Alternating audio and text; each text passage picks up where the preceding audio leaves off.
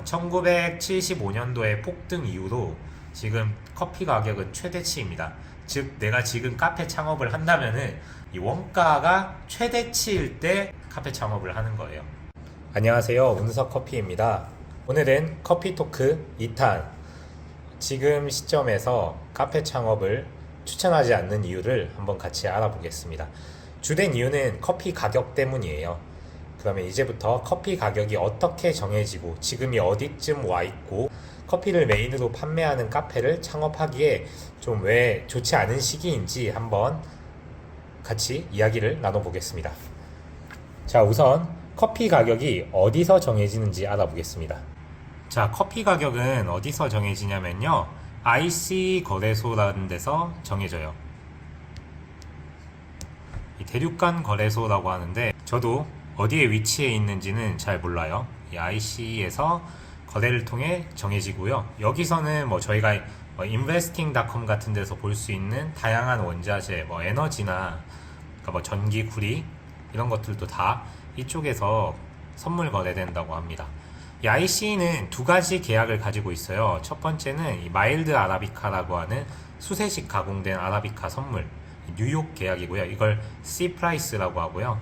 그리고 이제 로부스타라고 하는 좀 저품질의 커피, 보통 이제 산미 낮은 커피나 옛날에, 요즘에는 편의점도 아라비카를 많이 사용하더라고요. 옛날에 이렇게 좀 쓴 커피들, 캔커피 이런 거 만들 때 썼던 좀 저가의 커피들, 요걸 이제 선물 계약을 많이 하는 곳이 이 런던 거래소인데, 이 런던 RC 계약을 가지고 있는 곳입니다.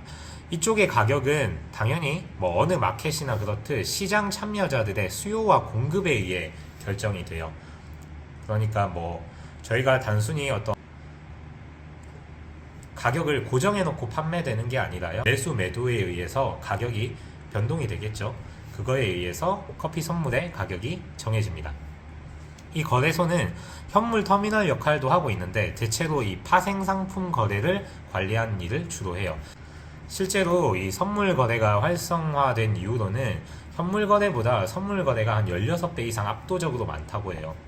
그러니까 일종의 투자인 거죠. 저희가 커피를 하는 입장에서는 왜 커피를 받고, 그러니까 왜 커피를 선물 거래로 사고 왜 안 받고 다시 팔지?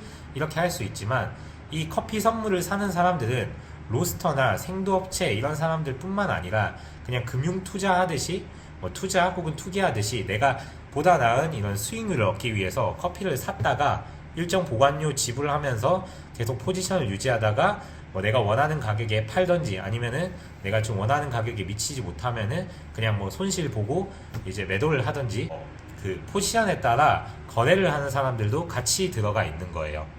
그러니까 거래소예요, 거래소. 그러면 이쪽에 나와 있는 커피 가격은 그냥 이런 우리 일반적인 커피 가격이랑 완전히 일치하진 않겠죠. 물론 이제 중요한 영향을 미치는데 선물 가격인 거예요. 선물이라는 거에 대해서도 간단하게 한번 알아보겠습니다. 자, 선물 거래라는 거는 퓨처스예요, 퓨처스. 어디 보자. 선물 거래.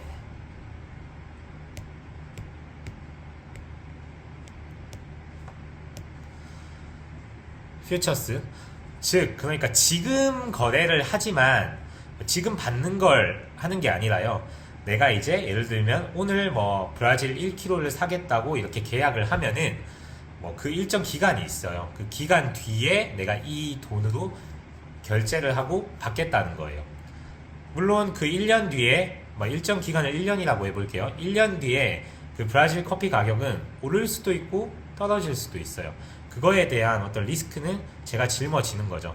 그래서 만약에 커피를 내가 판매하는 사람이면은 이런 선물 거래를 참여한다 했을 때 100% 이렇게 롱이나 100% 숏으로 가진 않겠죠. 그냥 일정 부분 사겠죠.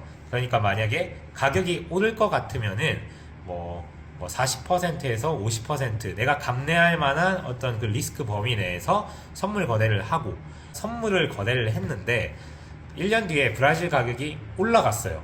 그러면은 저는 오히려 이득이죠. 물론 이제 100% 선물로 구매한 거보다는 당연히 손실이 있죠. 그러니까 현물로 50%를 가지고 있었기 때문에 추가적인 이제 재고 확보를 위해 50%를 구매할 때는 당연히 뭐 선물 거래로 미리 구매했던 것보다는 비싼 비용이 들겠지만 어쨌든 간에 어느 정도 내가 좀 그 방어를 한 거죠. 근데 제가 만약에 100% 선물을 다 롱 때렸는데 1년 뒤에 커피 가격이 떨어져요. 그러면 저는 100% 손실을 보는 거거든요. 이 선물 거래랑 옵션이랑 다른 점은 옵션은 이제 이 권리예요. 권리는 내가 행사해도 되고 안 행사해도 돼요. 그냥 그 옵션의 가격만 지불하면 되는데 이제 선물 거래는 무조건 의무예요. 무조건 받거나 아니면 팔아야 돼요. 네. 그렇기 때문에 이런 이제 선물 거래는 보통 100% 하진 않고요. 뭐 모르겠어요. 야수들은 100% 할 수 있는데 뭐 대개는 이제 뭐 이런 좀 일정 부분을 구매를 하는 거죠. 그런 걸 보통 해지라고 해요. 해지. 여기도 나와 있죠. 해지는 다양한 뭐 이렇게 풀이가 될 수 있지만 그 미래에 발생할 리스크를 최소화해 놓는 거예요. 그러니까 저는 이제 운석커피 커피 로스터가 만약에 커피 값이 오를 것 같아요. 그러면은 제가 선물 거래를 할 수 있는 사람이면은 뭐 일정량 제가 생산하는 원두 양의 뭐 50%에 해당하는 생두를 미리 이제 선물 거래를 해 놓으면은 가격이 올랐을 때 원가 방어가 되겠죠. 그러면은 시장에서 가격적으로 비교 우위에 올라설 수 있고 뭐 점유율도 유지하거나 더 높일 수도 있겠죠. 이런 해지 측면에서 보통 선물 거래를 하는 게 첫 번째고요. 다양한 큰 다국적 생두 회사들이 대체로 이렇게 많이 하겠죠. 아니면은 엄청 규모가 큰 로스터리들도 이렇게 선물 거래를 할 거예요. 이건 커피뿐만 아니라요. 초콜릿, 허쉬도 코코아 가격 오를 때 미리 이제 선물 거래를 해놔서 그나마 원가 방어가 된다고 하거든요. 그러니까 다양한 어떤 원재료를 다루는 회사들은 큰 업체일수록 이런 해지 목적으로 퓨처스 거래를 합니다. 그리고 두 번째는 이제 베팅이죠. 다국적 무역 회사나 대형 로스팅 업체들도 베팅을 하겠죠. 왜냐하면 남는 현금 흐름이 있으면은 내가 좀 더 이 시장에 대해서 더 잘 알면은 굳이 해지 목적이 아니더라도 어떤 더 이런 남아도는 돈을 현금 흐름을 좀 더 자본 증식을 하기 위해서 베팅도 할 수 있을 거예요. 근데 주로 이제 이런 업체들도 하겠지만 대체로는 이제 그 펀드들이 롱숏 베팅을 많이 하겠죠. 이걸 보통 투기적 수요라고 해요. 그러니까 가격이 오를 것 같으면은 그냥 롱 포지션으로 쭉 밀고 가겠죠. 그럼 매수세가 엄청 강해지니까 뭐 기존에 관심 없던 사람들도 더 이렇게 몰릴 거고 그런 버블이 생길 수도 있고요. 이런 투기적 수요 때문에도 베팅 이런 투기적 수요 때문에 선물 거래를 하기도 해요. 세 번째, 현재 가격 협상이에요. 이게 또 약간 좀 재밌는데요. 웩더도 강아지의 생명은 꼬리죠. 꼬리로 감정 표현을 하잖아요. 강아지가 좀 똑똑하면은 얘가 이렇게 꼬리를 살랑살랑 흔드는데 강아지가 멍청하면은 꼬리가 강아지를 흔든다는 뜻이에요. 그러니까 요 현물, 즉 강아지가 원래 이 선물의 가격을 결정하는 요소죠. 그러니까 결국엔 이 선물 거래라는 건 파생 상품이에요. 이 파생 상품이라는 건 뭔가 생겨난다는 거죠. 이게 가치가 어디서 생겨나겠어요? 지금 있는 어떤 상품에 요걸 기준으로 이제 미래에 이 상품에 변화할 가치에서 파생되는 가치를 예상해서 투자하는 거죠. 그러니까 어떻게 보면은 이 강아지 현물에서 파생된 이 선물이 있는데 강아지가 선물을 원래 흔들어야 되는데 이 선물 쪽으로 많이 투기적 수요나 이런 해지 이런 것들이 몰리다 보니까 이 선물 가격이 현물 가격을 흔들고 영향을 주는 거예요. 이걸 웩더독 현상이라고 하는데 지금 커피도 마찬가지입니다. 이 C 프라이스나 아니면 이 로부스타 그 RC 가격 기준으로 현재 생두 가격을 협상할 수 있는 기준점이 되는 거죠. 만약에 내가 좀 거래를 많이 안 해본 사람이면은 처음 거래를 할 때 기준점이 모호하잖아요. 얼마의 생두를 팔아야 될지 어려울 거예요. 근데 이 C 프라이스 같은 게 이제 지수가 나와 있으니까 이걸 기점으로 뭐 거래를 할 수 있겠죠. 품종이나 이런 거 다 다르니까 가격은 좀 달라질 수 있지만 어쨌든 간에 이런 센터 값이 된다는 거죠. 그래서 이런 이제 현재 가격 협상 때문에 또 선물 거래를 하거나 아니면 선물 거래에 대한 정보를 모으곤 해요. 그리고 네 번째는 실제 거래. 근데 사실상 이거는 뭐 크게 일어나는 것 같진 않아요. 이 실제 거래라는 거는 위에 이제 해지랑 비슷한데 해지 같은 경우에는 내가 만약에 가격이 오르면은 롱한 가격이 올랐을 때 그걸 그냥 선물 자체를 매도 때려버리고 따로 내가 실제 거래를 할 수도 있겠고요. 근데 이렇게 선물 거래한 거를 터미널을 통해서 받을 수도 있겠죠. 근데 사실 이제 저도 이런 책을 통해 읽은 건데요. 제가 실제로 이런 실제 거래를 해보진 않았으니까요. 이런 실물 거래보다는 선물 거래, 그러니까 금융 거래가 압도적으로 많다고 해요. 사실 뭐 저희가 뭐 실제로 뭐 큰 돈을 주고 받고 이런 것도 많지만, 실제로 저희가 재테크를 하면은 주식 그냥 휴대폰이나 그러니까 MTS나 HTS로 그냥 샀다 팔았다 이렇게 여러 번 하잖아요. 그냥 그런 거래가 훨씬 많죠.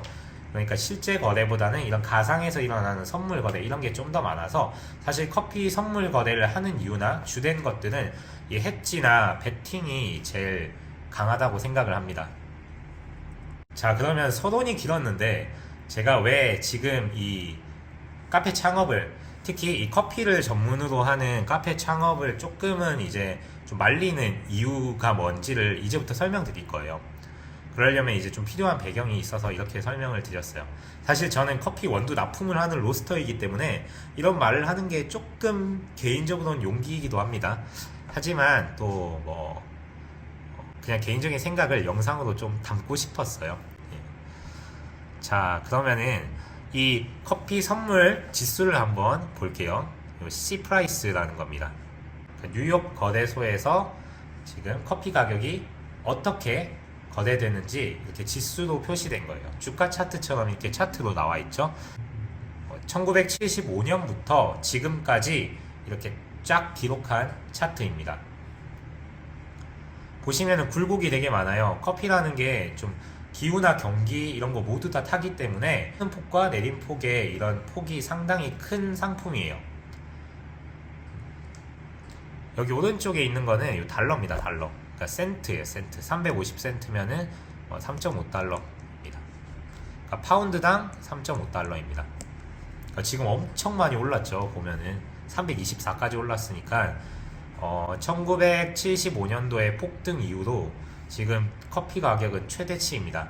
즉 내가 지금 카페 창업을 한다면은 이 원가가 최대치일 때 이제 카페 창업을 하는 거예요. 자, 그러면 이제 이렇게 커피 가격이 왜 오르락 내리락 했는지 알면은 좀 앞으로 어떨지도 좀 볼 수 있겠죠. 그러니까 C 프라이스가 바뀐 요인에 대해서 한번 다 이렇게 체크해 놓았습니다. 우선 1975년도 때 쫙 올라가죠. 이때 브라질에 검은 서리라고 하는 서리가 발생을 했어요. 브라질 커피 생산량의 60%가 감소를 한 거죠. 그러면은 수요가 있는데, 공급이 만약에 수요가 여기쯤에 있는데 공급이 이까지밖에 없어요. 그럼 이만큼 지금 초과 수요가 발생을 하죠. 그러면 당연히 가격은 올라가겠죠. 그래서 1, 2년 만에 지금 엄청나게 올라갔어요. 그러니까 약 30불 하던 게 지금 320불까지 찍었죠. 엄청나게 오른 거죠. 보통만 지금 거의 한 10배 뛴 거죠. 9배에서 10배. 근데 그 다음에 바로 감소하죠. 1977년도부터 80년까지는 바로 감소해요. 여기에는 일단 1번으로는 가격이 너무 지나치게 오르니까 수요가 감소한 거예요. 아메리카노가 뭐 3,000원에서 4,000원 하면 사 마실 수 있지만 2만원 하면 사 마실 수 있겠습니까? 물론 그 정도로 늘었는지는 모르겠지만 어쨌건 간에 이 당시에는 이제 인플레이션도 엄청 심했던 시기이기 때문에 당연히 다른 것도 지금 다 올라서 커피 가격이 특히 너무 많이 오르니까 이때는 수요 자체가 감소하는 거예요. 가격에 의해서 수요 양이 감소하는 게 아니라요. 그냥 수요 자체가 감소해 버리는 거예요. 공급이 차질이 생기니까 수요가 감소하는 거죠. 그러니까 수요 곡선이 이쪽으로 이동하죠.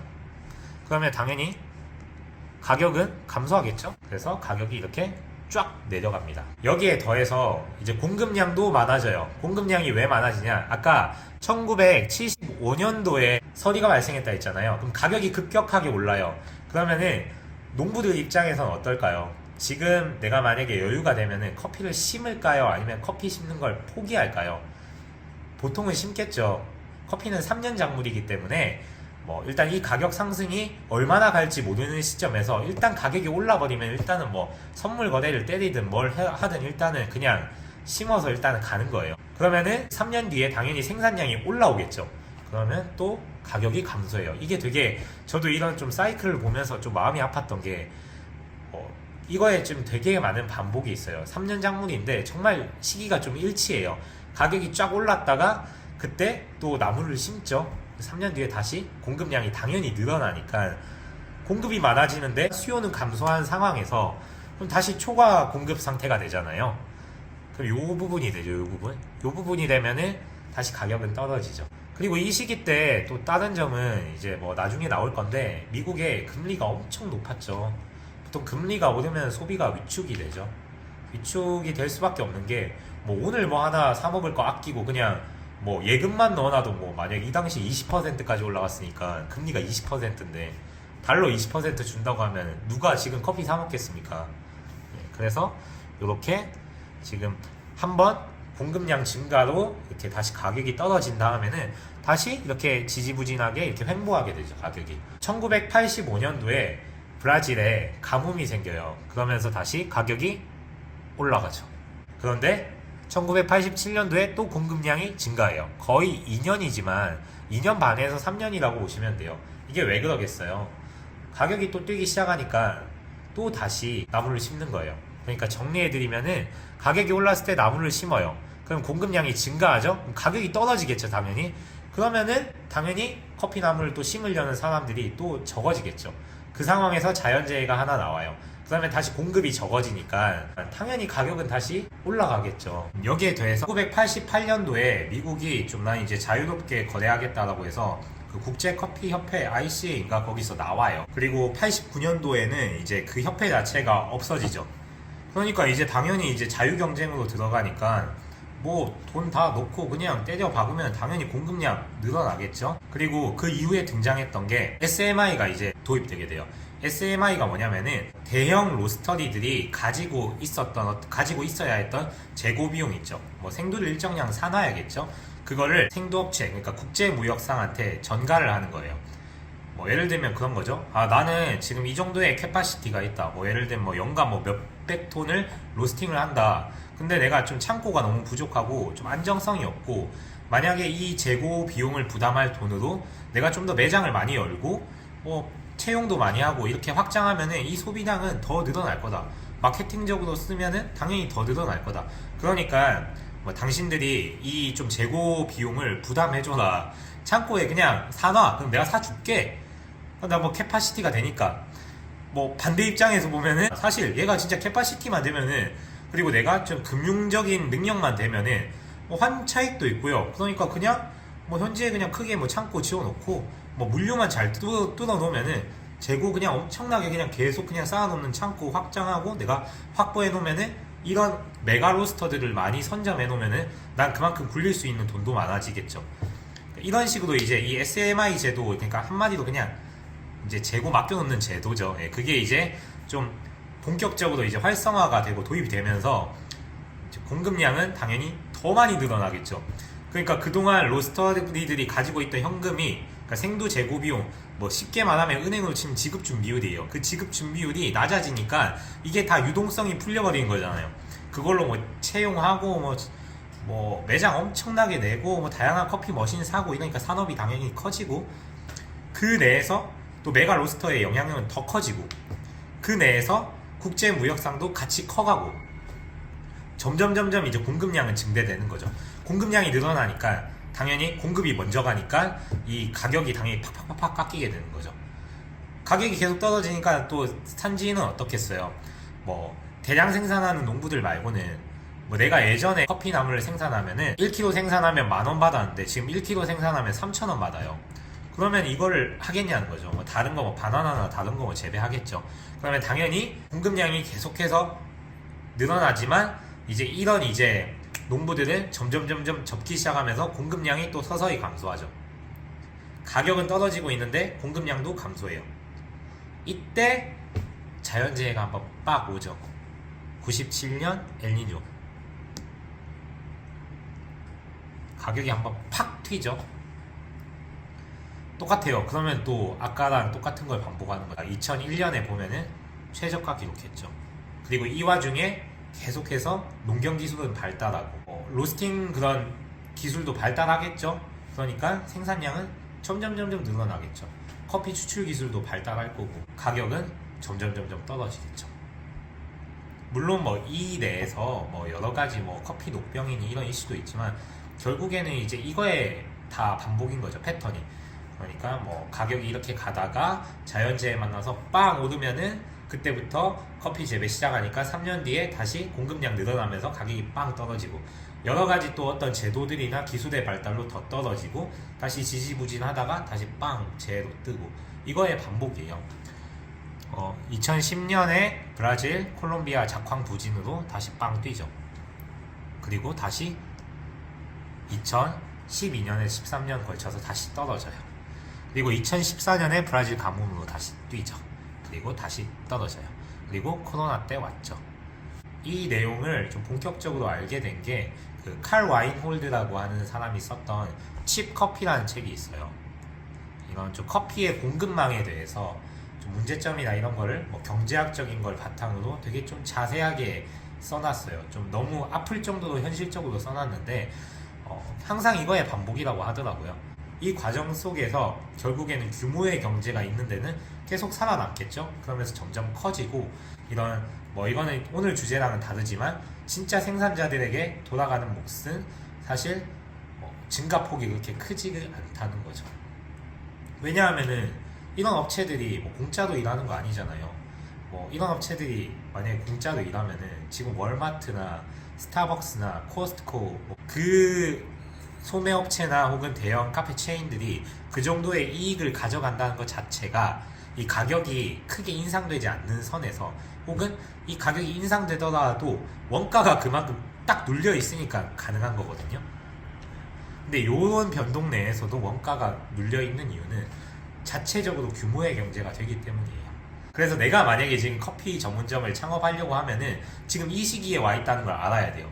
지금 보면 324면은 지금 50년 만에 최고치에 와 있는 겁니다. 근데 이게 꼭지인지 알 수 없어요. 왜냐하면은 여기 75년도 여기나 여기 다 있던 사람들은 을 매도했던 숏 포지션 잡은 사람, 그러니까 여기서 이제 그만하고 떨어질 것 같다고 하는 사람들은 이 사람들 다 지금 스틱스강 건넜어요. 다 작살났습니다 이때. 예. 그러니까 지금도 마찬가지로 지금 최대치 찍었으니까 이제 내려가겠지 이러면은 이게 지금 요만큼 와 있는 걸 수 있어요. 그러면 저희들도 다 이제 스틱스강 건너는 거예요. 그러니까 한 번 더 생각해 봐야 됩니다. 예. 이건 이제 커피 가격 자체를 한번 살펴봤고요. 그래서 좀 이걸 살펴보던 와중에 이런 그것도 궁금했어요. 그러면은 결국엔 이것도 투자를 하면서 이제 가격이 올라가는 거예요. 투기 수요가 붙기 때문이거든요. 그러면은 분명히 C 프라이스도 어떤 달러 가치와의 관계가 있을 거고, 이 달러 인덱스 말고도 페드의 기준금리나 아니면은 10년물 본드랑도 어떤 관계가 있을 거예요. 요거 찾아보니까 의외로 좀 관계가 있더라고요. 한번 살펴보겠습니다. 자, 요거는 커피 가격과 제가 달러를 지금 표기해 둔 거예요. 커피 가격과 달러. 커피 가격과 달러는 되게 재밌게도 음의 관계였습니다. 어떻게 보면 당연할 수도 있어요. 그러니까 달러 강세가 되면요, 커피 가격은 떨어져요. 그리고 달러 약세가 되면은 커피 가격은 올라가게 됩니다. 달러가 만약에 강세가 돼요. 그러면은 우리나라 같이 기축통화국이 아닌 국가에서 만약에 커피를 구매하려고 하면은 당연히 커피 수요가 감소하겠죠. 커피 가격이 너무 비싸지니까요. 커피 수요가 감소하면은 당연히 커피의 가격도 떨어지겠죠. 수요가 감소하니까. 그러니까 수요 곡선이 이동하니까 당연히 떨어지겠죠. 그리고 만약에 요 생산하는 사람 입장에서도 볼게요. 생산하는 사람 입장에서는 달러 대비, 그러니까 원화보다 달러가 압도적으로 강세가 돼버리면은 당연히 우리나라에서 커피가 생산이 되고 판매를 하는 입장이라 가정할 때는 많이 팔려고 할 거예요. 빨리 많이 팔아야 당연히 내가 달러를 더 많이 벌 거 아니에요. 그래서 빨리 환전해서 자국 통화 더 확보하는 거죠. 그런 관점에서도 생산량이 늘겠죠. 그러니까 이거 역시도 커피 가격이 떨어지게 만들겠죠. 물론 여기에 이제 별도로 지정학적 그런 자연재해 이런 리스크가 있는데, 그런 리스크가 없을 때는 대체로는 커피 구매 수요가 감소하면서 당연히 초과 공급 상태가 일어나면서 가격이 떨어지는 거. 그리고 생산자 입장에서도 지금 수출할 때 너무 좋은 시기니까 최대한 많이 생산해서 계속 이제 팔아야 되는 거죠. 그러니까 생산량이 증대가 되니까 당연히 가격은 떨어지겠죠. 그렇기 때문에 대체로 이제 요 그래프처럼 달러가 이렇게 강세가 되면은 커피는 약세가 많이 돼요. 크로스 되죠. 그리고 달러가 약세인 구간에는 대체로 커피가 가격이 강세가 됐어요. 요게 큰 폭은 작아도 대체로 보면 거의 다 음의 상관관계를 가지고 있어요. 간혹 근데 뭐 이런 경우 뭐 예기치 못한 자연재해가 팍 터지는 경우에는 달러가 강세가 될 때도 튀기는 해요. 하지만 크게 보면은 음의 그 상관관계라는 거예요. 그러니까 우리는 되게 커피를 하기 때문에 커피 그냥 자연재해가 일어나고 뭐 생산량에 타격이 가면은 무조건 뭐 가격이 올라간다 이렇게 생각을 하는데, 사실 가격이 올라가는 거는 그 폭 자체는 그런 이제 실질적으로 올라가야 하는 폭보다 이 명목상 폭은 더 올라갈 수 있는 거예요. 왜냐하면은 아까 말씀드린 것처럼 투기 수요가 붙기 때문이에요. 더군다나 이 커피 가격 자체가 지금 선물 가격이 거의 주축이 되잖아요. 그러니까 예를 들면은 그 정도가 지금 올라가야 되는 선인데 여기서 그냥 계속 펀드나 이런 사람들이 그냥 롱 때려가지고 매수 때리면 그냥 가격 계속 가는 거예요. 그러니까 이 가격이라는 거는 무조건 이 실제의 가치와 이렇게 똑같지가 않다는 거죠. 이렇게 계속 바뀌는 거죠. 어떨 때는 낮을 수도 있고 어떨 때는 높을 수도 있는 거죠. 그러면 지금은 어떠냐? 지금은 달러가 올라가고 있죠. 커피도 올라가고 있어요. 요거랑 좀 비슷하죠. 근데 나중에 확 떨어졌죠. 여기도. 근데 여기가 어떻게 될지는 모르겠지만 결국에는 이 폭은 어쩌면은 생산량도 중요한데, 말씀드린 것처럼 어떤 그 투자자들의 롱숏 포지션도 되게 중요하다고 생각하거든요. 그러니까 이게 현물이 아니니까 계속 드리는 말씀이에요. 선물입니다. 선물. 막말로 제가 그냥 뭐 버크셔처럼 돈 많아서 그냥 이 돈 다 롱 때려버리면 커피 가격은 그냥 올라가는 거죠. 그런데 가끔 이렇게 뭐 자연재해가 너무 심할 때 오버슈팅을 할 때가 있다. 이때 60%가 감소했으니까 장난 아닌 거 맞죠? 달러가 강했음에도 확 올라갔죠. 그리고 달러 약세가 되니까 더 올라갔죠. 그죠? 그리고 달러 강세가 되니까 아까 그런 공급량도 늘어나면서, 달러 강세가 왜 강해질까요? 당연히 뭐 다른 복잡한 이유가 있지만 뒤에 말씀드리겠지만 금리가 올라가니까 그렇죠. 그러니까 공급량이 늘어났는데 금리까지 올라간다. 그러면 제가 소비자면은 커피 가격을 비싸게 사 먹을 이유가 없는 거예요. 그죠? 흔한 지금 자원인데, 그리고 내가 이거 돈을 쓰면은 오늘 안 쓰고 뭐 더 저축하면은 뭐 한 달 뒤에 뭐 금리가 뭐 10몇 프로 20%야. 그러면은 뭐 물론 이제 내가 오늘 즐기는 사람이면 먹을 수 있겠지만 잘 안 쓰겠죠. 소비가 감소하겠죠. 그러니까 달러가 이때 미친 강세가 되죠. 300대. 이때 훌륭한 분 한 분 나오셔가지고 미친 강세가 됩니다. 그 다음에 다시 약세가 되니까 올라가죠. 요렇게 관계를 가지고 있어요. 예. 그리고 뭐 대체로 커피 가격 높았던 때 보면은 역사적으로 좀 달러 자체가 약세였던 적이 많습니다. 후행지표라서 그냥 재미로만 들어주세요. 그 다음에 그러면 이제 이 달러와 왜 이런 관계가 되는지 한번 자세히 살펴볼게요. 이 달러가 사실 연동되는 거 보통 금리죠. 금리의 영향을 많이 받죠. 그래서 요걸 보면은 또 재밌게 볼 수 있어요. 자, 요거 보면 어떤가요? 기본적으로 물론 완전히 일치하진 않지만 대체로 커피 가격이 하락할 때 보면은 미국 장기채 10년물 금리가 좀 올라간 경우가 되게 많고요. 커피 가격이 올라가 있는 곳에 보면은 대체로 장기채 금리가 낮은 경우가 되게 많습니다. 물론 이건 후행적 지표이기 때문에 뭐 어떤 사람한테는 그냥 이렇게 보니까 맞는 거지 할 수는 있어요. 다만 저는 좀 근거가 있다고 믿는 편이기는 합니다.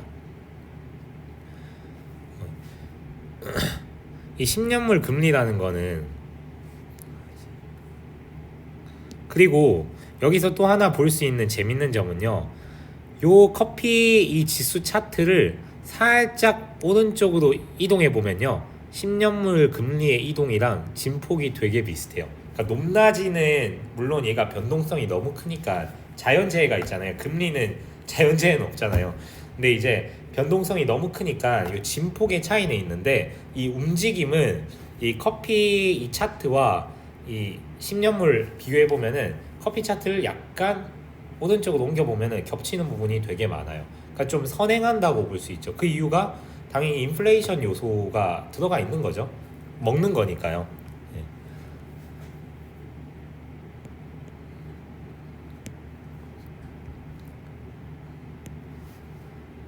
자, 보면은 금리가 올라갈 때일수록 커피 가격이 떨어졌어요.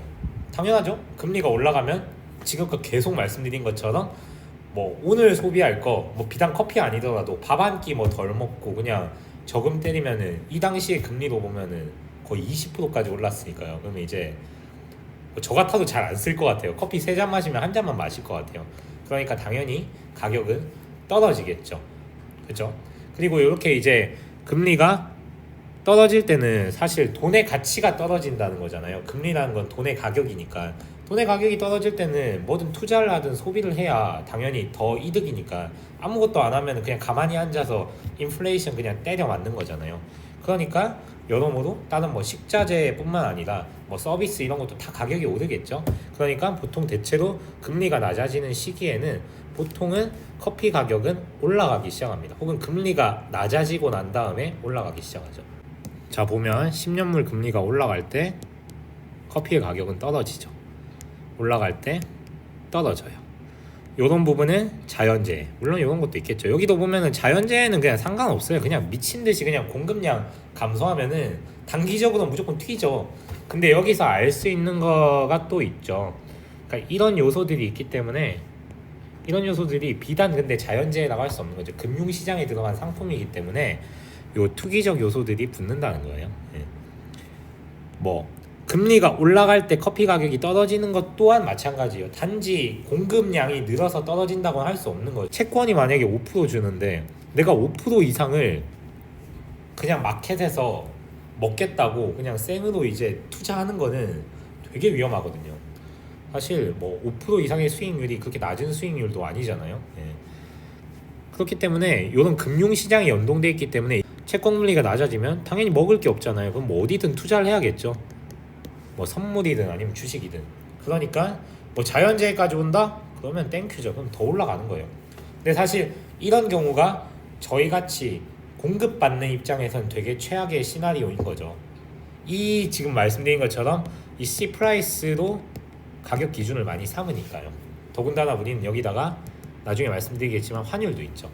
이 회색이 커피 가격이고요. 그리고 이 빨간색이 10년물 장기채, 그리고 파란색이 연준 그 기준금리예요. 아까 10년물은 이 커피 가격에 영향을 준다고 했죠. 달러 가격에도 당연히 영향을 줄 거고요. 근데 이 시장금리, 그러니까 10년물은 당연히 이 기준금리에 영향을 받겠죠. 그래서 이 관계를 보면은 좀 더 한눈에 쫙 들어오고 지금이 어떤 상황인지도 좀 파악하기 좋을 것 같아요. 보면은 일단 1975년도는 가격이 오른 이유가 아까 말씀드린 것처럼 60%가 감소했어요. 거의 뭐 여기 1979년도에 금리가 쫙 올라가기 시작하죠. 그러다가 80년대 금리가 엄청 올라가죠. 그 다음에 80년 이후에 커피 가격이 쫙 떨어져요. 80년 정확히 얘기하면은 이 80년 전후로 15% 한번 갔을 때 떨어지고 20% 갔을 때 팍 떨어지죠. 그죠? 그 다음부터 다시 또 금리 올리고 이렇게 가고 있죠. 시장 금리도 당연히 따라가겠죠. 기준금리가 올라가니까 당연히 따라가겠죠. 이때 막 스태그플레이션 이런 것도 얘기 많이 나오고 되게 인플레이션도 심하고 엄청 미국에서 힘들었던 시기라고 해요. 근데 이때 이제 등장한 형님이 계시죠. 이분 그 자비 없는 분 계시죠. 요 이제 좀 경제에 관심 있는 분은 많이 아시는 이 형님, 이 폴 볼커 연준 의장 형님이죠. 인플레이션 파이터. 여기 보면 주먹 쥐고 있잖아요. 이렇게. 그러니까 그냥 무슨 일이 있어도 연준의 제1 목표는 물가를 잡는 거다. 인플레이션 파이터. 뭐 경기 어려워요. 그러니까 다 필요 없고 그냥 물가 잡는 거예요. 이때 보면 기준금리 20%까지 올린 거예요. 그냥 여기 보면 그냥 쫙 오르잖아요. 79년도인가 취임했는데 쫙 올리잖아요. 가니까 막 지금 물가 그냥 이거 어떻게 버텨요 이걸. 아니 그러니까 3, 4%대도 지금 되게 난리잖아요. 근데 기준금리를 15%에서 20% 때리는데 뭐 가게들은 어떻게 버틸 거면 기업들 어떻게 버텨요. 그러니까 당연히 물가가 떨어지죠. 그러니까 금리 올리는 거예요. 그러니까 커피 가격 올라가려면 닥쳐 이 새끼야 이러면서 그냥 때리는 거예요. 그러니까 뿅망치로 때리니까 그냥 쫙 깎이는 거죠. 그러니까 이거 보면은 요 흐름이 되게 비슷해요. 이때 그러니까 수많은 사람들이 이제 스틱스강을 건넜죠. 여기 롱 포지션 커피 가격 오른다고 롱 포지션 잡았던 사람들은 다 지금 그냥 스틱스강 건넌 거예요 다. 그냥 올라갈 때마다 닥쳐 이 새끼야 이러면서 그냥 봐도 그냥 해머로 대가리 맞고 떨어진 거예요. 이거는 20%까지 올렸는데 어떻게 견딥니까? 자, 그렇게 해서 이렇게 지금 왔어요. 근데 지금은 왜 이렇게 높을까요? 일단은 금리가 이때보다 낮기도 하고요. 근데 요 금리 똑같다고 했을 때는 사실 커피 가격이 그렇게 높은 것도 아니에요 사실. 그래서 제가 좀 말씀드리고 싶었던 거는 이런 걸 보여드린 이유가 그냥 뭐 이런 시덥지 않은 얘기를 하려는 게 아니라요. 저희가 커피를 하다 보면은 그냥 커피 가격이 진짜 생두 가격, 그냥 그 자체의 어떤 수요와 공급만 생각하게 돼요. 하지만 이 커피 가격에 지금 기준이 된다고 하는 C 프라이스, 정확히 얘기하면 수세식 아라비카 커피예요. 이 C 프라이스 지수를 주요로 구성하는 거는 뭐 일단 명목상 나와 있는 거는 그 마일드 아라비카, 그러니까 워시드 아라비카 커피 기준이에요. 그러니까 이 가격 자체는 이러한 경제 상황 속에서 단지 이런 업자들이 아니라 다양한 어떤 그 투기적인 수요 그리고 해지 이런 여러 가지 그 관계들이 얽혀서 가격이 형성되기 때문에 이 경기 상황과 맞물려서 일어난다는 거예요. 그냥 뭐 재배 많이 해서 공급량 늘어난다고 가격 떨어지고 뭐 자연재해 올라왔다고 가격 올라가고 이게 아니란 거예요. 물론 그건 가지만 이 진폭은 사실 그 다양한 투기 수요 이런 게 들어간다는 겁니다. 그래서 지금 이게 어디쯤 와 있고 어떻게 떨어질지도 되게 어려운 거고, 그냥 섣불리 뭐 이게 해결될 것 같다 혹은 섣불리 이거 너무 길어질 것 같다 이렇게 판단은 또 안 하는 게 맞다는 거죠. 좀 지켜보는 게 낫다는 거죠. 그죠? 이제 와서 한번 보면은 생산량 감소가 이때 60%였잖아요 지금 10%죠. 뭐 좀 더 되기도 할 거예요. 많이 잡아야 30%일 거잖아요. 근데 가격은 지금 최고치를 경신했죠. 그쵸? 그리고 사실 이거랑 소비자 가격은 크게 상관이 없어요. 소비자 가격이 상관이 있으려면요, 지금 뭐 월마트, 뭐 스타벅스 이런데 그 영업이익률이 그 정도가 되면 안 돼요. 네. 이건 가격이 보통 억눌려 있다는 거예요. 그러니까 그리고 어느 정도 반영된다 해도 이거의 실제 가격은 이 정도라는 거예요. 더 하단에 있어요. 명목상 가격인 거죠. 이거 뭐냐 그럼 요거는, 그러니까 실제 가격은 이렇게 돼 있을 수도 있어요. 여기 이렇게 갔을 때 실제 가격은 만약에 공급량만 본다면 이렇게 돼 있을 수도 있겠죠. 근데 이건 뭘까요? 이건 이제 투자잖아요. 투자.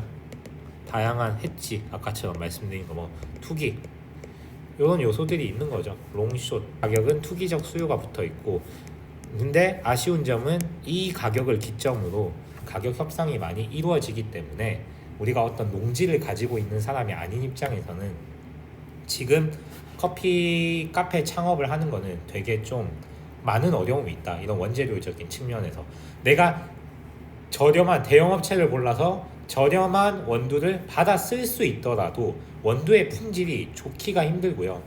그리고 내가 좋은 원두를 쓰려고 하면은 정말 좋은 스페셜티 커피를 써야 되는데 걔네는 가격 폭의 변동이 적을 거예요. 왜냐하면 장르가 다르거든요. 스페셜티 커피가 제 생각에 너무 비싸지면은 안 먹을 거예요. 솔직히 말하면은. 그러니까 뭐 어느 정도 가격선이 있겠죠. 근데 그걸 초과해버리면 안 먹을 거예요, 사람들이. 오히려 이런 것들은 가격 탄력성이 더 비탄력적이죠.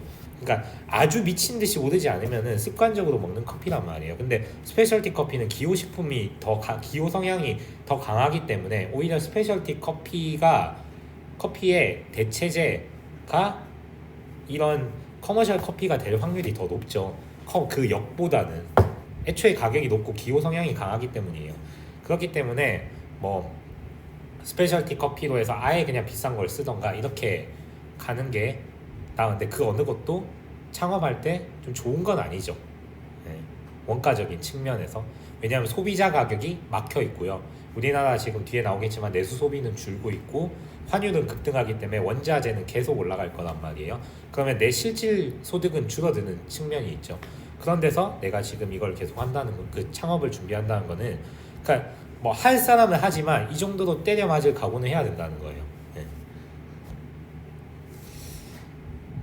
그쵸. 참 빡셉니다. 근데 또 하나의 또 생각은 그런 게 아닐까요? 지금 보면은 뭐 이 모든 걸 다 봤을 때도 제가 그냥 생각하는, 이건 그냥 저만의 생각인데 그냥 뭐 잡설일 수 있어요. 그냥 어쨌든 간에 지금 장기채 금리가 엊그제 4.77인가 미국이 미친 경제 호황이어가지고 장기채 금리가 순간적으로 엄청나게 급등했단 말이죠. 그러면은 이런 장기채 금리가 올라가면은 뭐 어느 정도 커피 가격은 순간적으로 쫙 빠질 수 있지 않나 싶어요. 물론 이게 우리나라 경기에 좋은가, 이거는 잘 모르겠어요. 이거는 안 좋겠죠, 당연히. 근데 커피 가격만으로 본다면은 저는 빠질 수도 있지 않을까? 왜냐하면은 뭐 제가 단순한 생각일 수 있는데, 여기에 이제 베팅으로 들어간 사람은 요 포치가 줄어들거든요, 간격이. 그리고 요 베팅으로 들어간 사람은 일단 기간이 있어요. 선물이라는 거는 아까 말씀드린 것처럼 의무예요. 특정 기간 동안 무조건 받아야 돼요. 아니면 롤오버 비용 해가지고 비용이 추가돼서 더 내야 돼요. 그러니까 그 기간을 맞추지 못하면 굉장히 불리한 거래이기 때문에 롱이든 숏이든 떨리는 건 마찬가지예요. 되게 야수의 심장으로 가야 되는 거거든요. 그렇기 때문에 요 장기채 금리가 올라가면은 좀 뭐 아무리 뭐 공급이 뭐 줄어든다 해도 저는 수요 자체가 줄어들 거라 생각하거든요. 그리고 이게 이제 반영이 되기 시작하면은 저는 뭐 특히 우리나라 같은 경우에는 수요가 많이 줄어들 수 있다고 봐요. 그런데 아쉬운 점은 우리나라가 뭐 커피 소비량이 뭐 크긴 해도 미국만 하겠습니까? 그리고 이제 우리는 어쨌든 간에 다 수입을 이렇게 뭐 해상이든 이렇게 해와야 되는 입장인 거고, 아무래도 생두 같은 거 소싱하는 게 양이나 이런 측면에서는 미국이 훨씬 나을 거고, 미국은 좀 이런 대형 업체들이 많으니까 이미 다 공급망을 잡고 있겠죠. 아까 말씀드린 그런 SMI라든가 이런 거 다 통해서 이미 다 하고 있기 때문에 사실 그런 측면에서 봤어도 우리나라는 사실 좀 이런 것들의 영향이 뭐 긍정적으로 올 가능성이 크진 않은 것 같아요, 당분간. 좀 더 시간이 지나야 되지 않을까. 커피 지수가 아예 확 떨어져야 되는 것 같아요. 커피 지수가 확 떨어지면은 다시 좀 좋은 기회가 올 수도 있지 않을까 싶습니다. 근데 지금은 아닌 것 같고, 그래도 한 1년에서 2년은 좀 있어야 되지 않을까요? 근데 또 되게 희망적인 거는 커피는 떨어질 때 1, 2년 만에 확 떨어지더라고요. 그러니까 이렇게 앞서 길게 말씀드린 이유는 우리나라의 수요가 준다고 해서, 우리나라의 수요 곡선이 일로 간다고 해서 세계 수요 곡선이 옮기진 않아요. 그냥 대형 업체들이 가격을 안 내리면 어차피 수요는 똑같을 거예요. 근데 말씀드린 것처럼 이 75년도에서 지금까지 인플레이션은 엄청나게 증가했죠. 그래서 기업들의 수익은 증가했어요. 근데 커피는 계속 이렇게 변동성을 그리면서 횡보하잖아요. 그러니까 결국에는 이걸 먹고 있는 사람들의 입장에서는 이것도 엄청 큰 거는 아닌 거예요. 물론 자기들은 크다고 하겠지만. 그래서 뭐 일단 지금 수요를 지키려고 하면 충분히 지킬 수 있는 입장인 거죠. 얘가 떨어지기 전까지는. 뭐 그렇지 않나 싶습니다. 그리고 뭐 가만히 있겠습니까? 뭐 생산량 늘리려고 뭐 기후온난화 이런 거 얘기해도 뭐든 인간은 만들어냅니다. 이때도 다 그런 거 했을 거예요. 가뭄 들었을 때 했을 때도. 그러니까 막말로 공급에 장사 없고 금리에 장사 없습니다. 근데 지금은 아니다라는 거죠. 자, 그리고 마지막으로 한 번 더 국내 요인을 한번 보겠습니다. 국내 요인. 이거 한국은행, 저는 좀 한국은행 그 유튜브 구독하고 이런 거 뭐 금융통화위원회 이런 거 좀 많이 들으면서 로스팅도 하고 하는 편인데요. 일단 지난번에 이제 뭐 통화 대책이었나? 그거 이제 이창용 한국 총재님이 이제 얘기할 때 뭐 여러 가지 말씀을 해주셨는데, 일단은 뭐 그날의 어떤 통화와는 크게 관련이 된 건 아닐지 몰라도 좀 걱정된다고 하면서 11월하고 그리고 최근 뭐 우리나라에 큰 사건 하나 있었죠. 공 하나 쏘아 올린 거. 카드 소비가 좀 많이 감소가 돼서 걱정이 된다. 내수 침체 위험이다. 좀 우려가 된다. 근데 사실 우리나라는 뭐 내수도 먹고 사는 나라가 애초에 아니기 때문에 뭐 안 좋은데, 내수 자체는. 근데 더 안 좋은 거죠. 여기에 더해서 뭐 저희 다 아시다시피 고환율로 왔죠. 1년 만에 거의 1,300원에서 뭐 1,470원대 왔죠. 얼마 전에 1,480원대 왔는데, 이건 그냥 제 개인적인 생각인데, 지금 최근에 좀 환율이 안 올랐던 거, 그리고 1,450원까지 간 거는 저는 국민연금 수압도 좀 있다고 생각을 하거든요. 물론 저도 전문가가 아니어서 잘 모릅니다. 그냥 어디서 이제 주워 듣고 생각한 건데, 어제 금요일 어제 지금 1470원 이상 뚫었죠. 왜냐하면은 이거에 장사 없죠. 미국 장기채 금리가 어제 단기 최고치 4.77 뚫었죠. 미국 그 실업률 고용지표 나왔는데 너무 지금 좋아가지고 미국 경기가 너무 호황이어서 약간 금리를 올려도 되지 않나라는 생각과 채권의 가격에는 기대 인플레이션이 들어가 있으니까 인플레이션이 좀 더 올라올 수도 있지 않나라는 생각 때문에 채권 금리가 올랐죠. 그러니까 당연히 뭐 단기물로 장기까지는 또 몰라도 단기물로 이제 채권 투자하는 분들도 많아졌을 거고 순간적으로 당연히 달러 인덱스가 튀겠죠. 그러니까 달러 원 환율도 순간적으로 튀었죠. 근데 이게 내려갈지 잘 모르겠어요. 그러니까 그동안 이게 스왑 때문이었으면은 더 올라가 있어야 되는 것도 정당화 될 수도 있잖아요. 그러니까 일단은 지금 너무 고환율이다. 이 고환율이 문제가 되는 이유는 우리는 커피가 나는 나라가 아니죠. 커피를 수입하죠. 게다가 지금 운임지수 같은 것도 뭐 한번 올라갔다가 약간 떨어지긴 했어도 계속 올라가고 있죠. 상하이 운임지수 이런 것들. 그러니까 물류비도 증가하고 있다. 그렇죠. 그리고 하나의 좀 트리거 포인트가 1월 말에 이제 BOJ 그 뱅크 오브 재팬도 금리 결정을 하죠. 뭐 금리를 제가 맞출 수 없고 맞춤이 여기 없겠지만 금리를 인상했을 때 좀 뭐 제 개인적인 생각은 좀 힘들지 않나. 어쨌든 간에 금리를 인상하는 게 미국 국채 가격이 또 올라가는 쪽으로 간다면은 뭐 환율이라 저도 잘 모르겠지만 어쨌든 간에 우리나라랑 또 금리 차가 벌어지니까 달러원 환율에는 좀 안 좋을 수도 있다고 생각을 하거든요. 그러면 당연히 또 더 증가를 하겠죠. 그 원가는. 그래서 지금 이런 원재료적인 측면에서 지금 창업은 굉장히 좀 카페 창업은 굉장히 리스크하다. 이렇게 말씀드리겠습니다. 근데 이렇게 좀 불평 불만만 하는 건 너무 쉽잖아요. 그래서 그냥 뭐 개인적인 생각입니다. 대응 전략. 만약에 창업 준비 중이라면은 그 저 되게 개인적으로 용기를 가지고 하는 말이에요. 저도 로스팅 납품을 하는 사람이기 때문에 그래도 좀 진지하게 말해볼게요.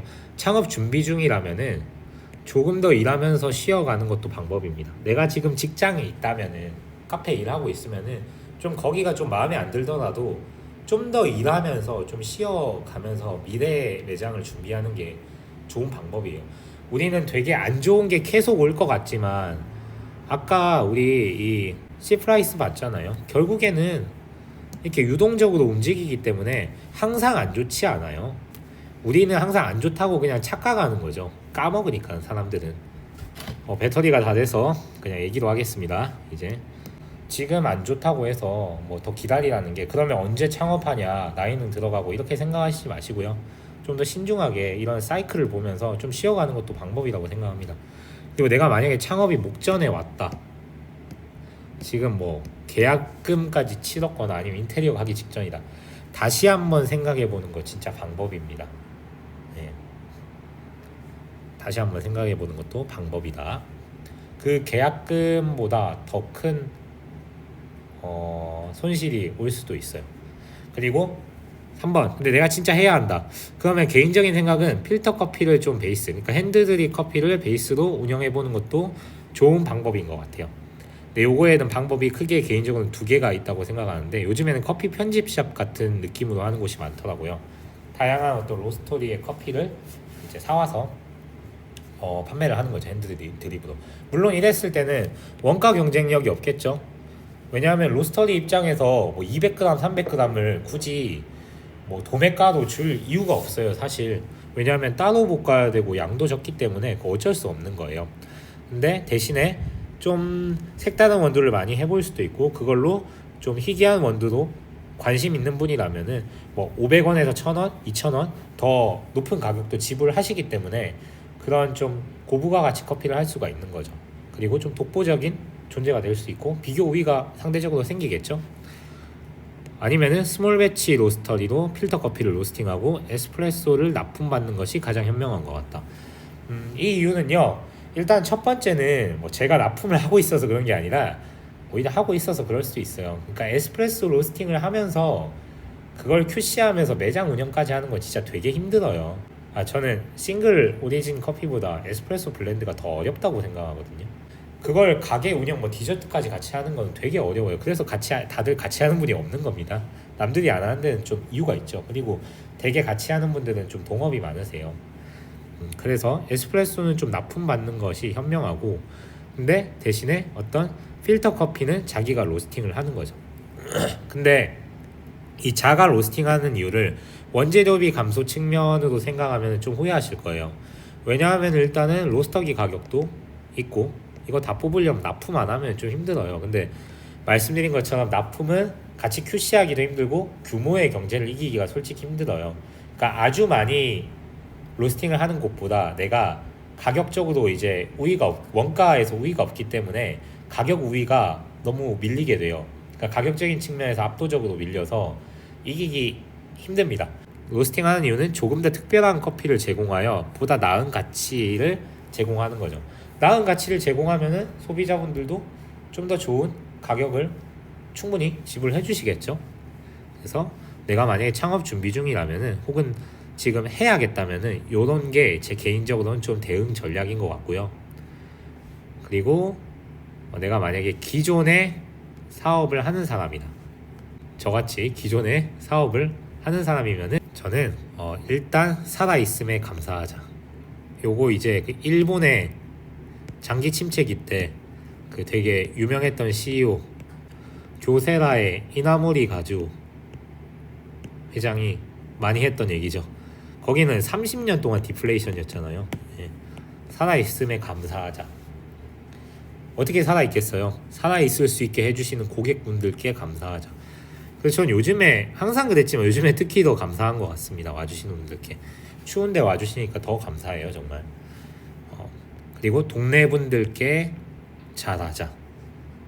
그리고 잘 웃자.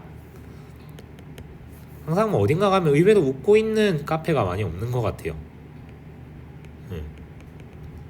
웃어서 사실 웃는 게 뭐 돈 되는 것도 아니고, 웃으면 또 기분이 좋잖아요. 네 번째, 당연한 얘기지만 멈추면 안 된다.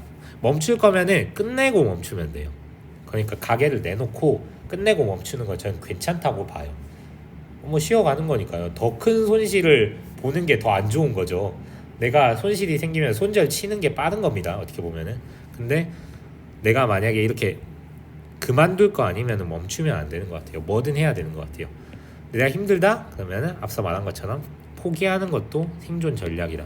마이너스 나는 거 그냥 계속 두지 마시고요. 그냥 깔끔하게 칼같이 정리하고 다시 좀 좋은 걸 찾는 거죠. 중요한 건 손익비지 아무것도 손해 안 보고 어떻게 하겠어요. 여섯 번째, 웃자. 다시 사이클은 온다. 당신이 못하는 것이 아니다. 마찬가지로 가격 사이클이 있기 때문에 언젠가는 뭐 수요가 감소하건 아니면 뭐 금방 아니면 뭐 경기가 더 엄청 좋아지건 뭐든 아니면 공급이 팡팡 터지건 뭐든 다시 사이클은 옵니다. 여태까지 그래 왔고, 그러한 사이클에 반대했던 사람들은 아까 보신 것처럼 수없이 많은 사람들이 뭐 스틱스강, 허드슨강 다 건넜습니다. 그러니까 좀 잘 견뎌보고 믿고 이렇게 대처하면은 이런 힘든 시기 같이 좀 살아남을 수 있지 않나. 뭐 썸네일은 우습게 뭐 창업 뭐 버튼 어려움했지만 뭐 그래도 하실 거라면 유쾌하게 하시고요. 뭐 운석 커피에 오신다면은 제가 맛있게 커피 한 잔 내려드리겠습니다.